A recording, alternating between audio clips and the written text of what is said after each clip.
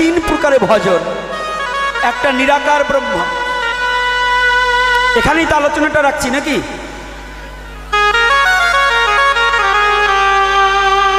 তিন প্রকার জ্ঞান কর্ম সাধনা, এই তিনের বসে ব্রহ্ম আত্মা ভগবান ত্রিবিধ প্রকাশ। জ্ঞানী চায় ঈশ্বর দর্শন, যোগী চায় আত্মদর্শন, আর ভক্ত কেবল চায় তার ভগবানের দর্শন। হরি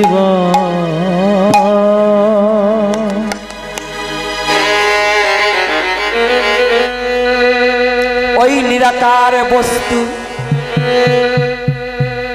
কখনো পরমাত্মা রূপে প্রতিটা জীবের মাঝে অধিষ্ঠান হয়েছে, আবার সেই নিরাকার বস্তু ভক্ত যখন প্রাণের দুয়ারে খুলে দিয়ে, মনের দুয়ারে খুলে দিয়ে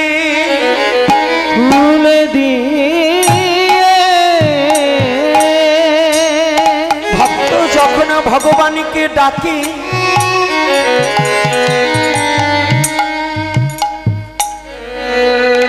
আজকে আমার এই বাবাজি বলছে, বাবা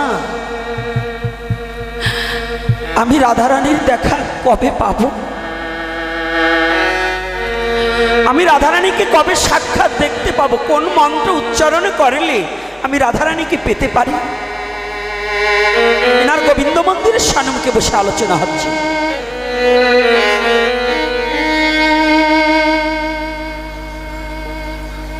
আচ্ছা, কোনো মন্ত্রের দ্বারা কি ভগবানকে পাওয়া যায়? কোন যজ্ঞ করে কি ভগবানকে পাওয়া যায়? কোন পূজা করে কি ভগবানকে পাওয়া যায়? বড় মূর্তি করে কি ভগবানকে পাওয়া যায়? না না না, ভগবানকে পেতে হলে কোনো মন্ত্রতন্ত্র লাগে না গো। ভগবানকে পেতে হলে শুধু আকুলতা আর বেকুলতার দুটি নয়নের জলে ভগবানকে ডাকতে হয়।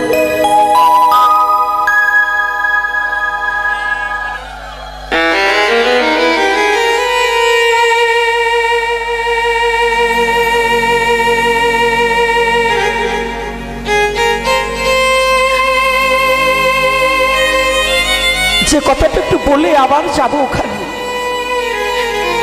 যেদিন দুর্যোধন ভগবান কৃষ্ণকে নিমন্ত্রণ করেছিল রাজভোগ আস্বাদন করার জন্য,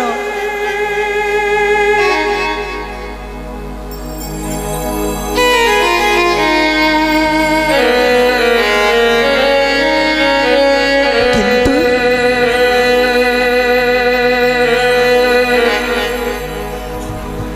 বিদুর কি করেছিল গো? এই সাথে এত কথা হচ্ছে কেন?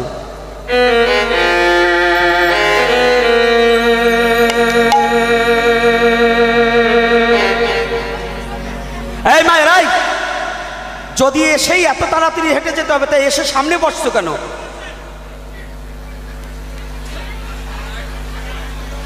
এত ভালো জায়গা, এই জন্যই বলে এদের 50 হাত কাপড়েও কাঁচা হবে না।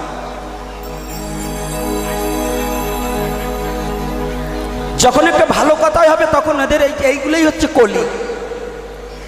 একদম এই যে উঠবে এখন, এই 2 মিনিটের মধ্যে উঠে চলে যাও, যে যে উঠবে। আর যদি না উঠতে হয় তাহলে ধৈর্য করে বসে থাকতে হবে, কোনো কথা হবে না। একজন থাকলেই হয় শ্রোতা, যে যে শুনবে। একটু কথাটা বুঝুন। দুর্যোধন নিমন্ত্রণ করেছে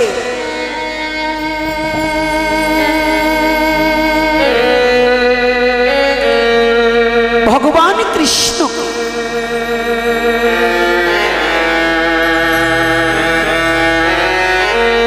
দুর্যোধনের মনে আছে অহংকার, যে আজকে আমি রাজ খাবার খাইয়ে কৃষ্ণকে ভুলিয়ে দেব।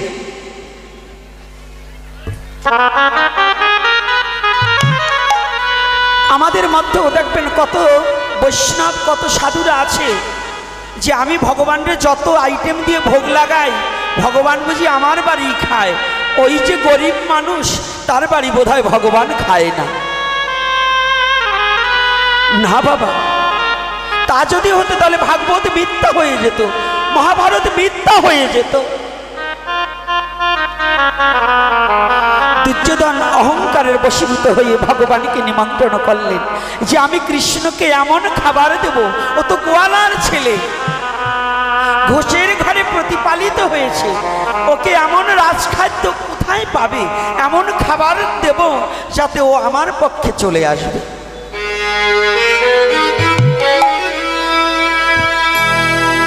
দুর্যোধন খাবারের আয়োজন করেছে, কিন্তু এই কথাটা বিদুর শুনেছে। বিদুর গিয়ে বিদুরের স্ত্রীকে বলছে, প্রিয়ে, ও প্রিয়ে, আমাদের ভাগ্যে নেই, জানো আমি গরিব হয়ে জন্মগ্রহণ করেছি বিধায় গরিবের দ্বারা বুঝি ভগবানের সেবা করা সম্ভব নয়। জানো আমি তো দিনহীন কাঙাল, আজকে ভগবান কৃষ্ণ আজ দুর্যোধনের গৃহে সেবায় যাবে, আমাদের বুঝি আর কোনোদিন কৃষ্ণকে সেবা দেওয়া ভাগ্যে হবে না। কেমন করে দেব বলো?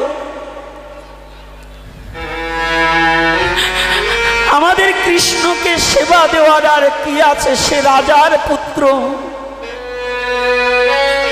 রাজপুত্রের সেবা কি ভিখারির ভাগ্যে হয়? রাজপুত্রের সেবা দেওয়া ভিখারির ভাগ্যে সম্ভব নয়। বিদুরের স্ত্রী বলছে, স্বামী,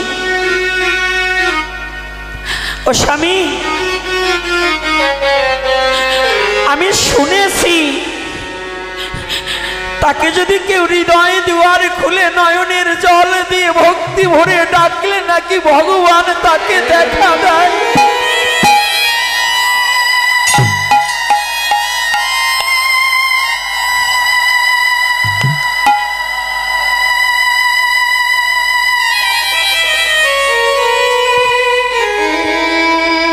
ভগবান নাকি ভক্তের দ্বারে বাধা নয়।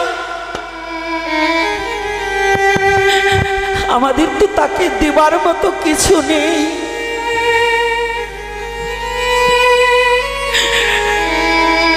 তার চরণে দেবার মতো কোনো সম্বল আমাদের দুজনের নেই।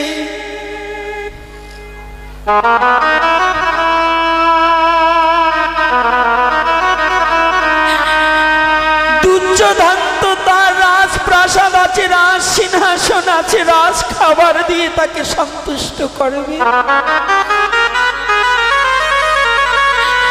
কিন্তু আমাদের তো কিছু নেই।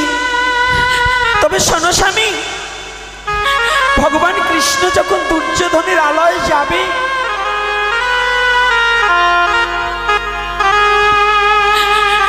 আর তো জীবনে কিছু করতে পারবো না, আজকে নয়ন ভরে আমার গোবিন্দের চরণ দুখানি দর্শন করব।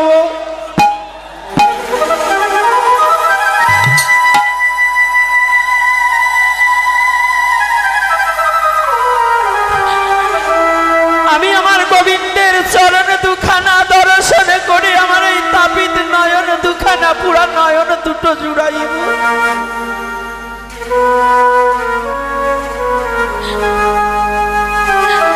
ঠিক ত্রিপহরের সময় ভগবান কৃষ্ণ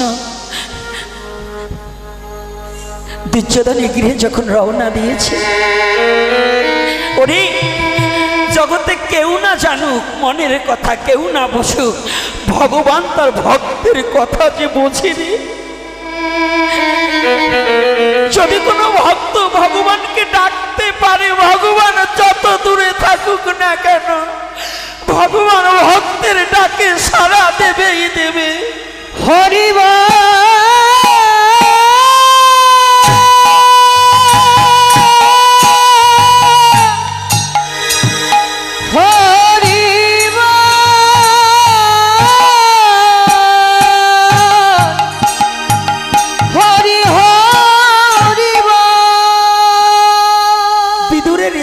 এত বড় অভাবী, সে যে বাইরা এমন শীর্ণ বস্ত্র পরিধান, বাইরে এসে দাঁড়াতেও পারে না, তথাপিও কোনো মতো ওই ছিঁড়া বস্ত্রখানা লজ্জাটাকে নিবারণ করি যে পথ দিয়ে গোবিন্দ যাবে, দূরে এক গাছের আড়ালে বসে দাঁড়িয়ে আছে, একটু দূরে দাঁড়িয়ে আছে। আমি এই পোশাকে কেমন করে আমার ভগবানের সামনে যাব?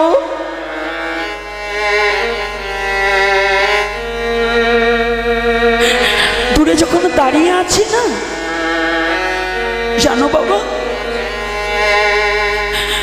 ভগবানও দুর্যোধনের গৃহে যাচ্ছে আর তাকাচ্ছে, কই গো,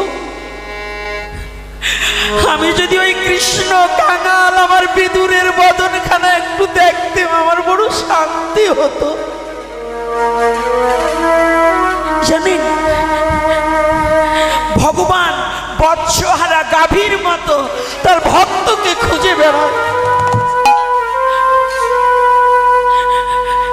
যদি কোনো মা গাভীর বৎস হারিয়ে যায় না, ওই গাভীটা যেমন পাগল হয়ে গিয়ে তার বৎসকে খোঁজে, ভক্ত যদি কোনোদিন ভগবানকে ভালোবাসতে পারে, ভগবানও তার ভক্তকে ওই গাভীর নাই খুঁজে খুঁজে বেড়ায়। কৃষ্ণ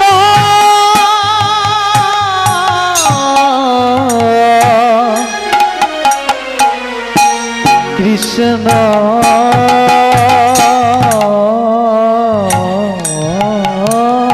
শুধু খুঁজে বেড়ায়, শুধু একটু ভগবান তার ভক্তকে পাওয়ার জন্য।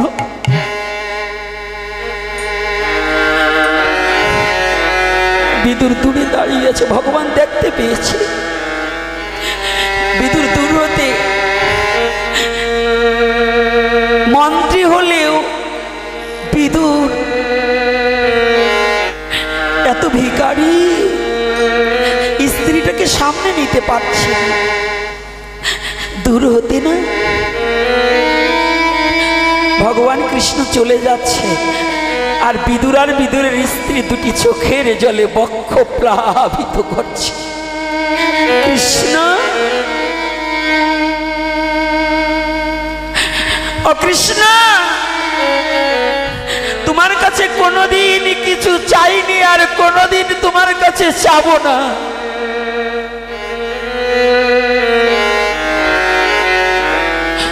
হেঁটে যাচ্ছি, বিদুর ভগবান কৃষ্ণ যখন দুর্যোধনের গৃহে চলে গিয়েছে, বিদুর ছুটে এসেছে, প্রিয়ে আসো। আরে সব চলে যাক, ভগবান সব নিয়ে যেতে পারে, কিন্তু ভগবানের চরণ তো আমাদের জন্য রেখে গিয়েছে।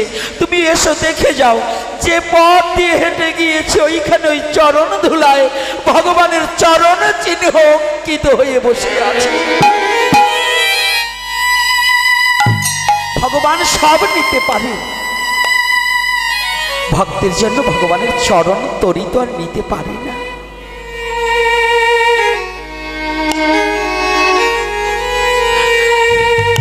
দুই কাঙাল আর কাঙালিনী,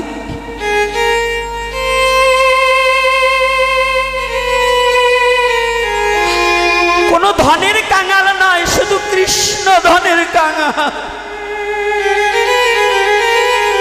সনাতনী জাতি কোনো ধন সম্পদের কাঙাল নয়, শুধু কৃষ্ণ কাঙাল হয়।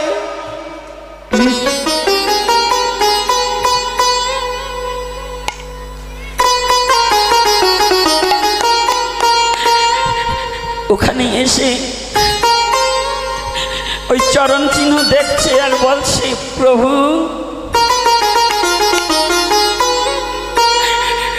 জীবনে তো তোমার চরণ প্রান্তে যেতে পারবো না, এজন্য তুমি করুণা করে তোমার চরণ ধুলি রেখে গিয়েছো।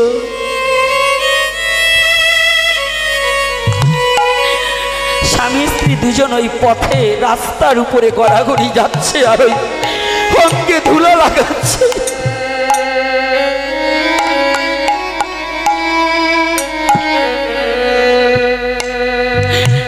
সর্বই অঙ্গে ধুলা লাগাচ্ছে।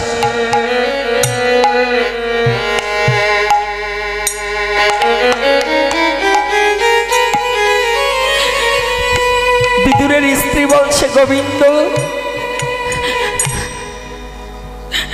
আজ যেমন তুমি দুর্যোধনের গৃহে যাওয়ার সময় আমাদের জন্য চরণ চিহ্ন রেখে গিয়েছো, তোমার কাছে একটা দাবি গোবিন্দ, যেদিন আমার বলতে কেউ থাকবে না,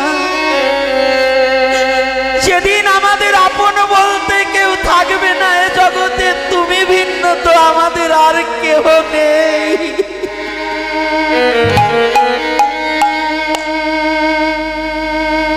বলো ও বাবা,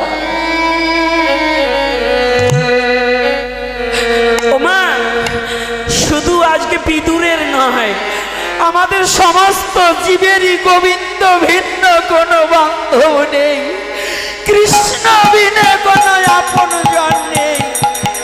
গোবিন্দ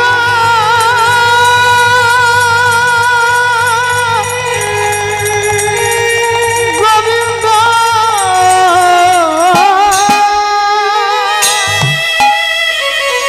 জগজীবের কৃষ্ণ বিনে কোনো বান্ধব নেই, প্রভু ভিন্ন কোনো আপন জন নেই গো।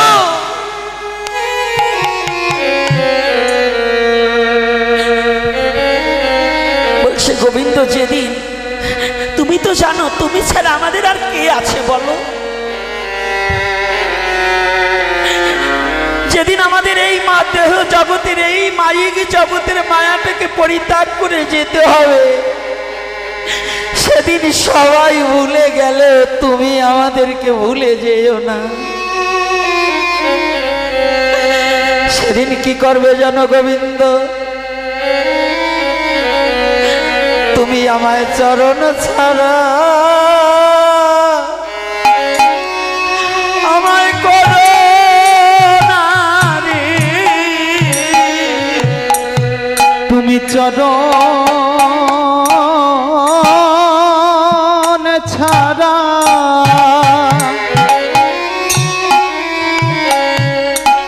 আমায় করো না রে, সেদিন আমায় চরণ ছাড়া আমায় করো না হে। ওরে বলো তুমি বিনে আমার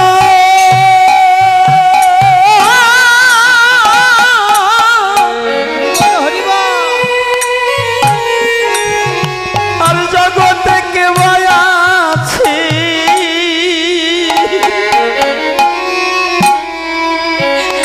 গোবিন্দ হে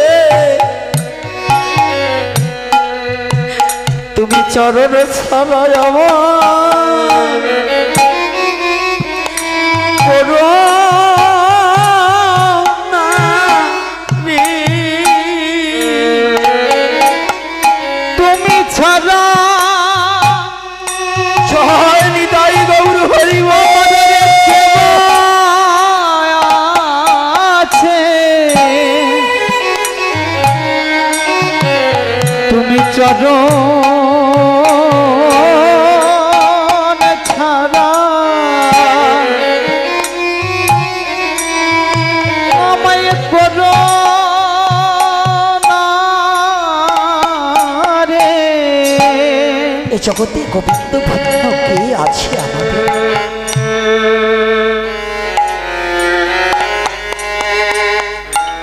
সর্বঙ্গে ধুলা মেঘে বিদুর চলে এসেছে,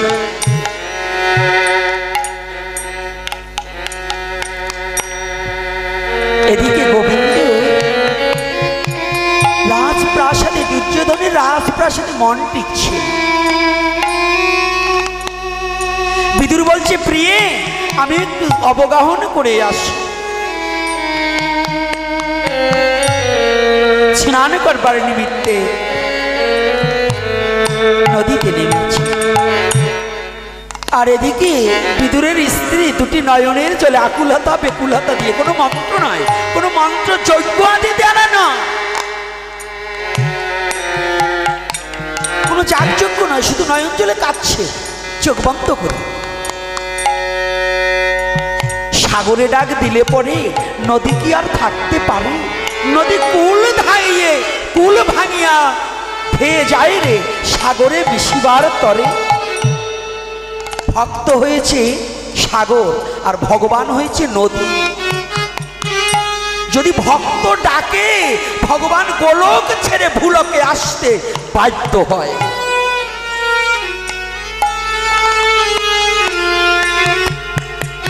বাধ্য হয়। যখনই কাঁদছে না, দুর্যোধনের সব আছে, রাজ সিংহাসন স্বর্ণের থালা আছে, রাজ খাবার আছে, কিন্তু প্রাকৃতিক জগতে যেমন বাজার করে আনলে আপনি ভালো সবজি এনেছেন, ভালো তৈল এনেছেন, ঘি দিয়েছেন, হলুদ দিয়েছেন, কিন্তু লবণ না দিলে যেমন তরকারি মুখে দেওয়া যায় না, আপনি সাধন ভজন যাগ যজ্ঞ অনেক গ্রন্থ অনেক মন্ত্র মুখস্থ করবেন, যদি তার মধ্যে প্রেম আর ভক্তি না থাকে তাহলে ভগবানকে কোনোদিন পাওয়া যায় না।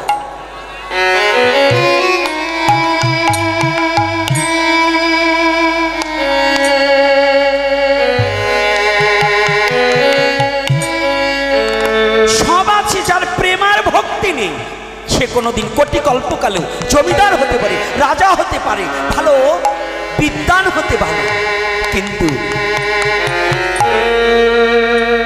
তর্কলঙ্কার পণ্ডিত হতে পারে, দিগ্বিজয়ী পণ্ডিত হতে পারে, কিন্তু ভগবত প্রেম উপলব্ধি যার না আছে, প্রেম আর ভক্তি যার না আছে, সে কোনোদিন কোটি কল্পকালেও ভগবানকে পাবে না। সে জ্ঞানীর নয় রে, ধনীর নয় রে, জ্ঞানীর নয় রে, ধনীর নয় রে, ভক্তের কাছে থাকে সদয়, সে যে জ্ঞানীর নয় রে, ধনীর নয় রে, জ্ঞানীর নয় রে, ধনীর নয় রে, ভক্তের কাছে থাকে সদা, সে যে জ্ঞানীর নয় রে, ধনীর নয় রে, জ্ঞানীর নয় রে, ধনীর নয় রে, ভক্তের কাছে থাকে সদায়, ভক্তি বিনে তারে পাওয়া দায়, মন হায় হায় ভক্তি গুণে তারে পাওয়া যায়, ভক্তির গুণে বীর হনুমান,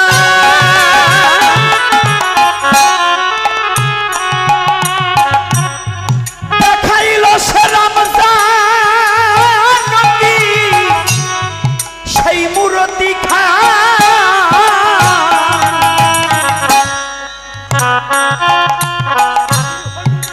ভক্তির গুণে ওই বীর হনুমান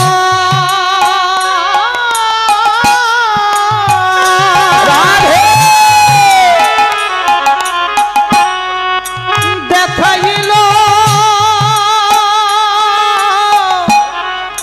রাম জানকী সেই মূর্তি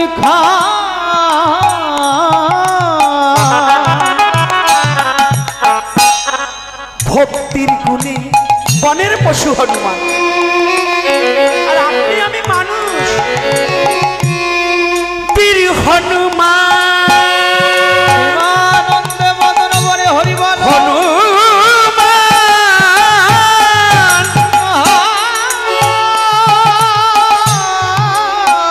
হরি বল দেখাইল রাম জানকী সেই মূরতি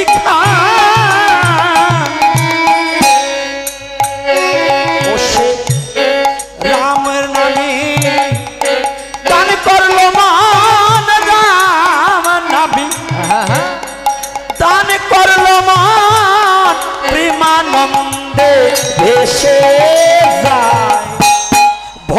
বিনে তারে পাওয়া যায়। ও মন ভক্তি বিনে তারে পাওয়া যায়।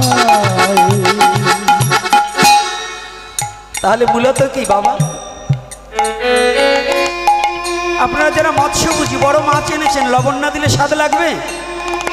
বড় মোটা মালা নিয়েছি, গেরুয়া কাপড় পরেছি, কপি নেটেছি, চুলদারি রেখেছি, কিন্তু আমার বিন্দুমাত্র ভক্তি নেই। এ জন্মে নয়, কোটি জন্মেও আমার দ্বারা কোনোদিন ভগবত প্রেম উপলব্ধি করা সম্ভব নয়। একমাত্র ভক্তির দ্বারাই ওই তত্ত্বকে অবলোকন করা যায়। কেমন করে? এই সনাতনী, ভালো করে বুঝতে হবে। কে বলছে ঈশ্বর নেই মাটির মূর্তিতে? আসল মূর্খ গাধা যারা বলে ওই মাটির মূর্তিতে ঈশ্বর থাকে না, ওই গাধার দলে বলে। কারণ ঈশ্বর থাকে না এমন কোন জায়গা আছে বাবা? এই আছে? আপনারা গাড়িতে লেখেন, একজন মুসলিম বাবা লিখেছে গাড়িতে আল্লাহ সর্বশক্তিমান। হিন্দু লেখছেন ঈশ্বর সর্বশক্তিমান, ওখানে লেখছেন ঈশ্বর সর্বশক্তিমান, আল্লাহ সর্বশক্তিমান, গড সর্বশক্তিমান, লেখে নাই? আচ্ছা, আবার যদি জিজ্ঞাসা করি মাটির মধ্যে, না এর মধ্যে থাকতে পারে না। এই গাধা, তুই একটু আগে বললি কি আর এখন বলিস? একটু আগে বললি ঈশ্বর সর্বশক্তিমান, তা যদি তুই বলিস ওই মাটির মধ্যে ঈশ্বর থাকে না, তাহলে কি সর্বশক্তিমান? সর্বশক্তিমান কাকে বলছে? যে সব জায়গায় বিরাজমান। কিরে বাবা, সনাতন ধর্ম কেমন জানেন? চারটাখানি কথা না। যদি কারো ভক্তি থাকে, ভক্তির দ্বারা পাথরের মধ্য থেকেও ভগবানকে বের করে আনতে পারে। সত্য যুগে প্রহ্লাদ ছিল হিরণ্যকশ্যপের সুত, পিতার সাথে ভক্তি ভরে পিতার বাক্য উপেক্ষা করেও সে ফটিক স্তম্ভের মধ্য থেকেও কৃষ্ণ ভগবানকে বের করেছিল। রাধে রাধে রাধে রাধে হরিবা।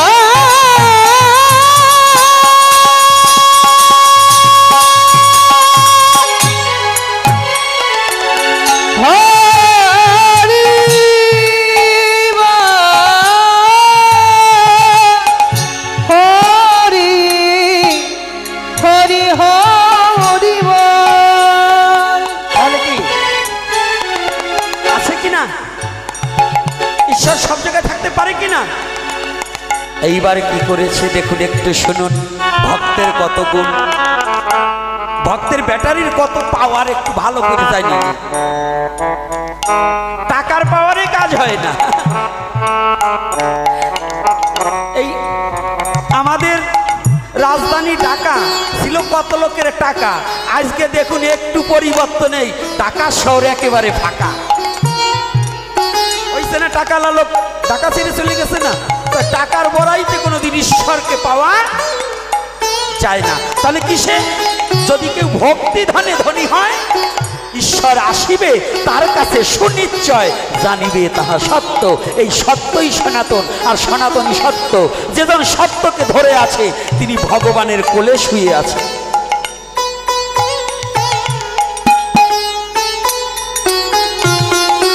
কায়দা আছে না? এদিকে যখন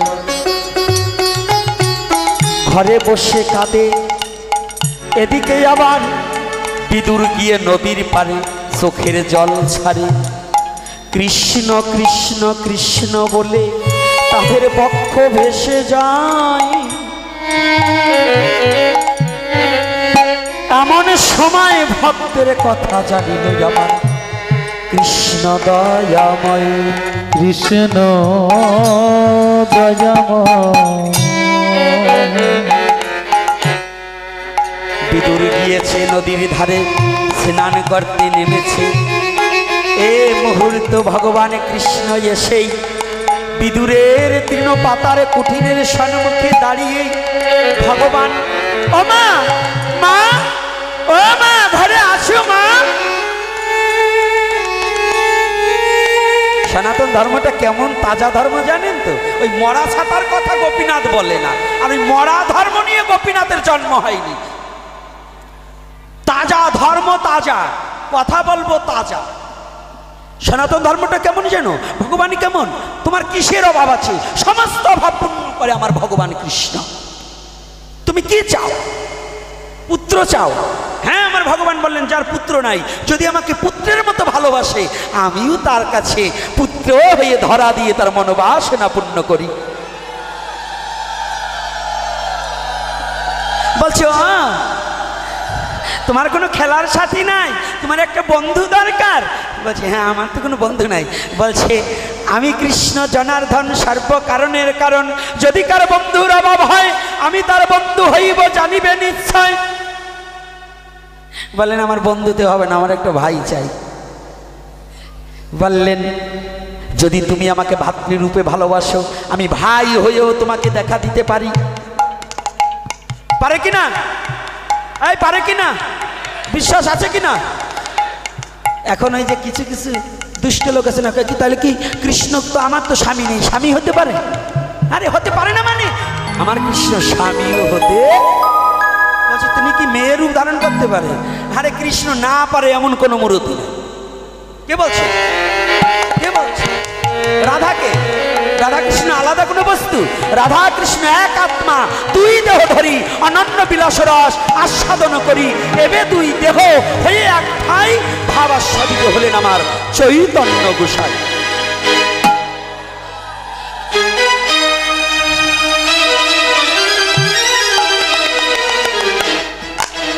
এত সহজ না সনাতন ধর্ম বোঝা।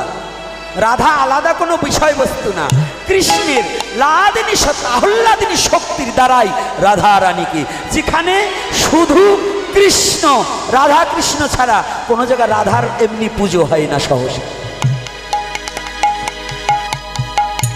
এই সৃষ্টি তত্ত্ব হাতাতে গেলে এখন ওই পাগলে কি না কয় আর ছাগলে কি